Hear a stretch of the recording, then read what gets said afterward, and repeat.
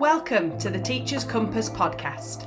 I'm your host, Louise Schwartz, a former teacher turned life coach, and I'm here to offer guidance, direction, and practical support for teachers and teaching assistants who are feeling overwhelmed or questioning their place in education. Hello, and welcome back to another episode of the Teacher's Compass podcast. How has your week been this week? Well, I hope the first week back in January treated you well and you had an enjoyable week, as best as you can when it's back to school after Christmas. I know that's always hard. It's probably one of the toughest weeks, I would say. You've had a lovely Christmas, hopefully, with your family and your friends, and then all of a sudden it's done and finished and you're back to school. But I hope back to school went well for everybody and you had a good first week back. I remember a few years ago, we went back, I think it might have been January 2020, just before COVID. We went back to school in January. I think it was either the first day back or the second day back. We got the call from Ofsted. So yeah, that was an interesting first week back in January. I hope that didn't happen to any of you. But let's talk about our podcast episode for today. We are talking about human design and how human design can have an impact on you and your career if you use it to your advantage, shall we say. So if you don't know anything about human design, then I would urge you to go and look up your human design chart. In order to do that, all you need is your date of birth, the time you were born, because it does vary throughout the day, from the beginning of the day to the end of the day, certain elements of your chart, and also the location where you were born. I've run my human design chart, and every website I've run it on, it's exactly the same. And that is because it is all to do with the alignment of the stars and astrology on the day that you were born. So it's a mixture of kind of ancient wisdoms, so the astrology, chakras, things like that, and combining it with modern science. So like genetics plays a part, and also physics of, the planets and alignments and things like that. So it's really fascinating, and pretty much everything I've read about my human design, my unique human design, has just made me think, wow, yeah, that's me. Oh my gosh, yeah, that's exactly what I do. That's exactly what I think. That is me.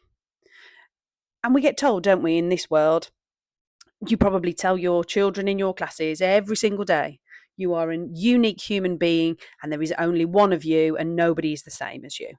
And that is because we are all born at different times, different places, in different eras, and that's what makes us unique. This astrology on the day that we were born gives you that uniqueness. So I wanted to talk to you a little bit about human design and how that has an impact and how you can use it in your teaching to the benefit of you and also the benefit of your children in your classes. I think it would be really interesting as a teacher to work out the human design charts of the children in your classes and see how that combination of different energies in the room impacts your class as a whole. I think that would be fascinating. Anyway, we're not going to go down that little rabbit hole. We're going to think about you as the teacher and how you can use this for the benefit of you and your classes. If you don't know your human design, I would urge you to just pause the podcast and go and find out your human design and then come back and have a listen, because some of the things that I'm going to talk about might be far more relevant if you know what your human design type is. So first off, thinking about energies. There are 5 different energy types in human design. There are manifestors, who are the trailblazers. They're quite independent. They like thinking outside the box. They're people that will thrive on creating and leading. Is that you as a teacher? Are you always looking at, say, cutting edge technology or new methods in teaching? That could be something that you could excel at in your career, looking at new projects and ways to bring in new ideas into the classroom. Or are you a generator? These people tend to be the builders. They're quite energetic, they're hardworking, and they like to follow things that light them up, that they enjoy, that they want to do and take part in. So in terms of teaching, most generators get excited about teaching the subjects that they really enjoy, because that is a generator key factor, that they do things that they enjoy. Are you a manifesting generator? The multitaskers. This is me. I have to admit, I quite like spinning lots and lots of plates. And that is the factor of a manifesting generator, is that they enjoy doing all of the things. So some people would be overwhelmed by doing all of the things. But as a man gen, that's what we, thrive on. That's our passion, is doing all of the things. Are you a projector? A little bit perhaps more of a guide, quite insightful and a natural leader as a teacher. Can you offer strategic insights without being bogged down by the constant doing? Projectors tend to excel in roles where they can guide and manage others. So I would imagine a very successful teacher and leader in helping others. There's a very small population of the country that are reflectors, and they are ultimately mirrors. They're really intuitive, quite sensitive to their environment, and they're quite unique with their ability to reflect the health of a community or a workplace. Imagine them to be a mirror where they are reflecting back the emotions and the feelings that you may have, or that those in your class may have. Now, the different energy types aren't the only component to human design. There's also your authority, so the way that you make decisions. There are 7 different types of authority in human design, so 7 different ways that people use to make their decisions. So there's emotional authority, there's sacral authority, there's splenic, there's self, there's ego, or sometimes known as heart, there's environmental, and there's lunar. Everybody has their own way of making decisions based on their human design chart. Now, I have sacral authority, and I know that that means I need to follow my gut instinct. So I get a sort of, yeah, if that's something that lights me up, and definitely I need to go and do it. Or if it's something that I'm a bit unsure of, I kind of get this, my shoulders tend to curl in and my body sort of pulls in on itself. That's my gut instinct saying, I'm not really sure that's right for you. So if you can find out about your authority and then learn about how you best make decisions, then all those decisions that you make are going to be led by you and your energy. Now, as well as your energy type and your authority, there is also your profile. Now, your profile is made up of 2 numbers. So numbers 1, 2, 3, 4, 5, and 6.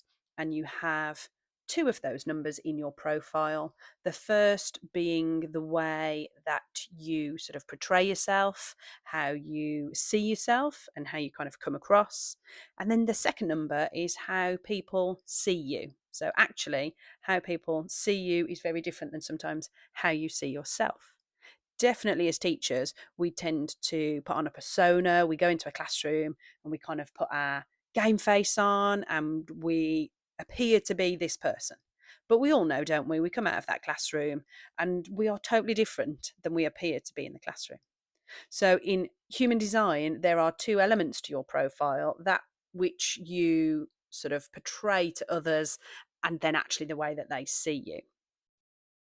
So if you haven't already gone and looked at your human design, honestly, I really want you to, because I feel like when you read into it and you do some research, you will then find that you can look back on your teaching career, and there's possibly certain times where you'll think, oh, yeah, I didn't follow my authority at that point, and so that didn't work out the way I wanted it to.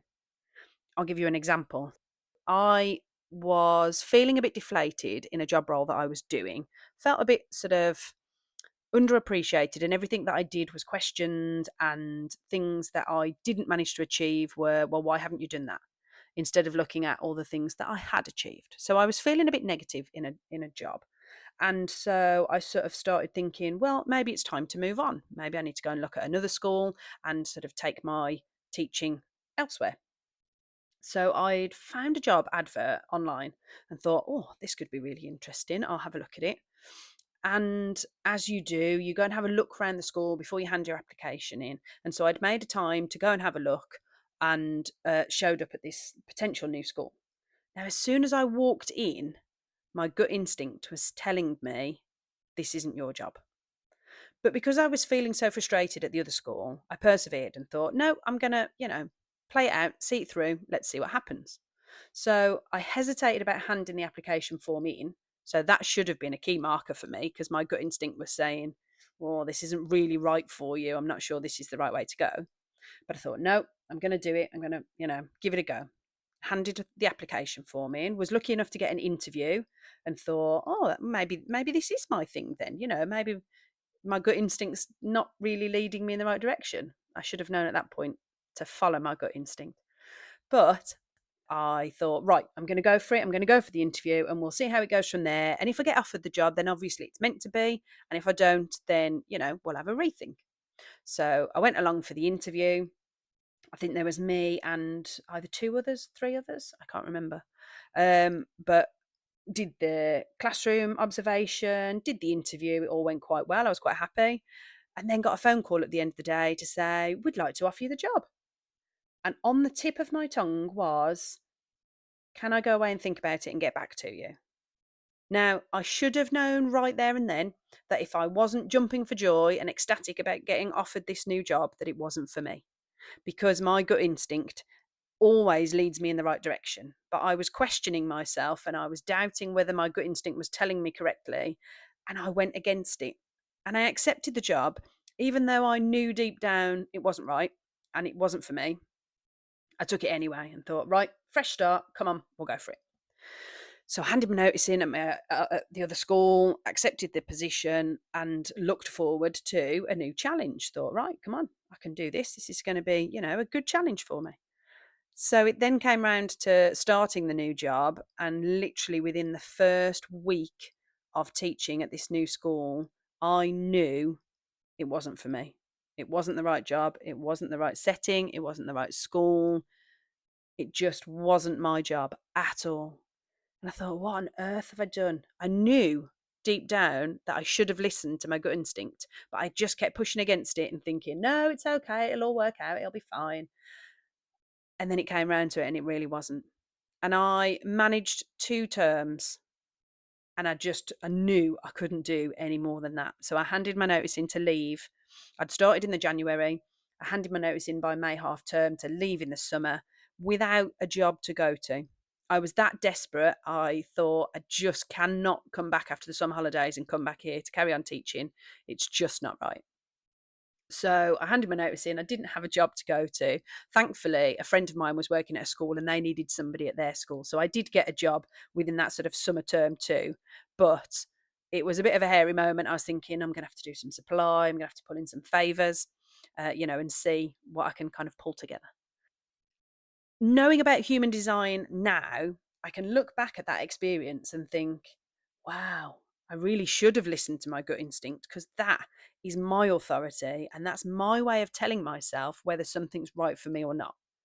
And I think I really knew deep down in my mind that it wasn't right, but I was pushing against my gut instinct and telling it, no, you're wrong. I'm going to go for it. It's going to work out. It'll be fine. And guess what? It didn't. So I know that I need to follow my gut instinct. And if it's telling me no, or it's not sure, then no, that is not for me. And I need to find another way. So whatever your authority is, learn to trust it, because it knows and it'll guide you in the right direction. So if you're looking at possibly a different school like I was, or if you're looking at a promotion, or if you're just looking to change a few things in your life, use that authority to guide you and to tell you whether those choices are the right decisions for you.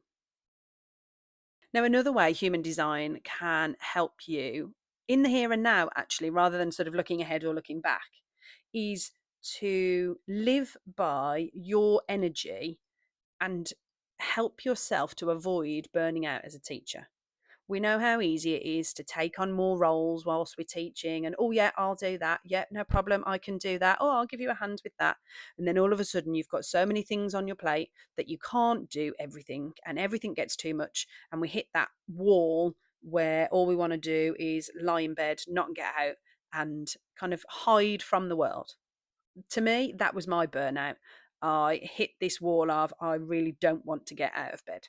And I did spend a couple of weeks off sick. I'd got an ear problem. I'd picked up a virus, which had meant that my ears were playing up, and that was hurting my head. I was getting migraines. And honestly, I think that was my body's way of saying your energy is out of alignment. You aren't working as you're meant to and as your body's encouraging you to. So it's fighting and it's telling you enough is enough.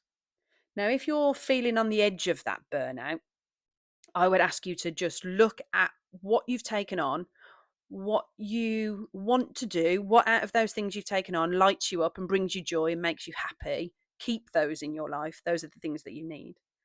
And then make a list of things that you've taken on that you're struggling with, that you don't want to do, that you can't do, or that just don't light you up.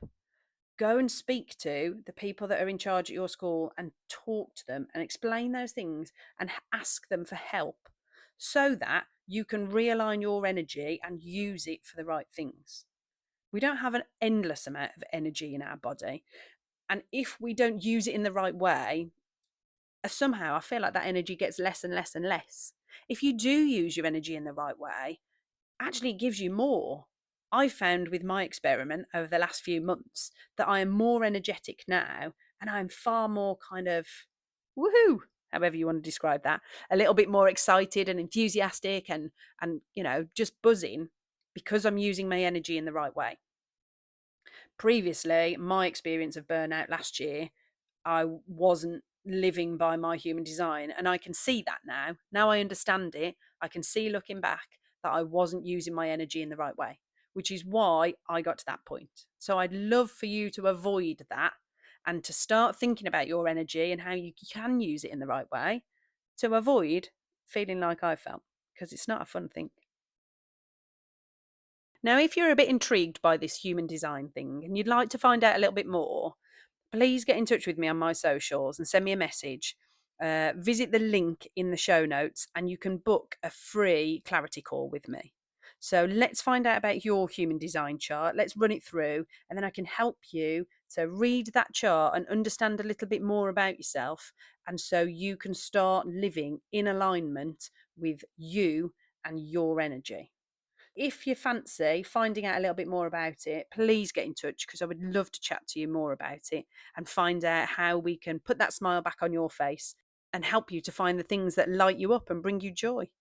If you're looking for a supportive network of teachers who are also on this same path as you, that are wanting to get unstuck and find themselves again, and you're fed up with feeling lost and struggling to cope with everything, then please do come along and join the Teachers Compass membership, because we're creating a community of like-minded teachers who are putting themselves first, who are wanting to be the best version of themselves in 2025 and find themselves and find their happiness again. There's too many teachers that are on a negative spiral because of their job role. And that is not acceptable in this day and age. We want everybody to be living a happy and fulfilled life and be excited to get up in the morning. Come and join our membership group, and we are going to work together to make that happen this year. So if you want to talk about anything that I've mentioned in the podcast today, find me on my socials. I'm on Facebook, Instagram, and TikTok. Come and have a chat. I would love to talk to you and find out all about you and help you to work out who you are, where you're going, and what you're doing in this lifetime. Thanks for listening, and I'll speak to you again soon. Thanks so much for tuning in to the Teacher's Compass. If you found this episode helpful, click on the link in the show notes for some more resources and support. Don't forget to leave a review on whichever app you choose to listen to us on. Your feedback helps us to reach more teachers just like you. See you next time.